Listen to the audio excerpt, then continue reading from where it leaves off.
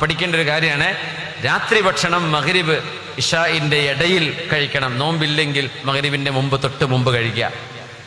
ഇതാണ് ഹബീബിന്റെ സുന്നത്ത്.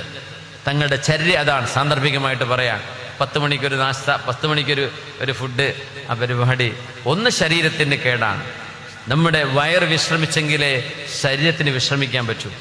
വയറിൽ നിറയെ ഭക്ഷണം ഫില്ല് ചെയ്തിട്ട് കിടന്നുറങ്ങുമ്പോൾ നമ്മുടെ വയറ് വിശ്രമിക്കുന്നില്ല. അതുകൊണ്ട് ശരിയായ റെസ്റ്റ് നമുക്ക് കിട്ടൂല. അതുകൊണ്ട് ഡയബറ്റിക് ആവും, അതുകൊണ്ട് കൊളസ്ട്രോൾ വരും, അസുഖങ്ങൾ വരും. മിനിമം ഭക്ഷണം കഴിച്ച് നബി തങ്ങൾ പറഞ്ഞു, ലാ തനാമു അലൈഹ, ഭക്ഷണം കഴിച്ച് ഉടനെ പോയി കിടന്നിറങ്ങരുത്. ഇതൊക്കെ ഇന്ന് മെഡിക്കൽ സയൻസ് പറയുമ്പോൾ വാവ് ഭയങ്കര സംഭവമാണ്. നമ്മുടെ ഹദീസിൽ കിടക്കുന്ന വിഷയങ്ങളാണിത്. മഗ്രിബ് കഴിഞ്ഞാൽ പിന്നെ അഷ ഡിന്നർ, അത് കഴിഞ്ഞാൽ പിന്നെ ഇഷ നമ്മുടെ നൈറ്റ് പ്രയർ, രാത്രി നിസ്കാരം. മഗ്രിബിന്റെയും ഇഷാഇന്റെയും ഇടയിൽ ഭക്ഷണം കഴിക്കുക. പിന്നെ നിങ്ങൾ കുറച്ച് സമയം ഇരുന്നോ, ഉറക്കം വരുന്നവരെ വെയിറ്റ് ചെയ്തോ, പക്ഷെ ഘനമുള്ളൊരു ഭക്ഷണം പിന്നെ കഴിക്കരുത്.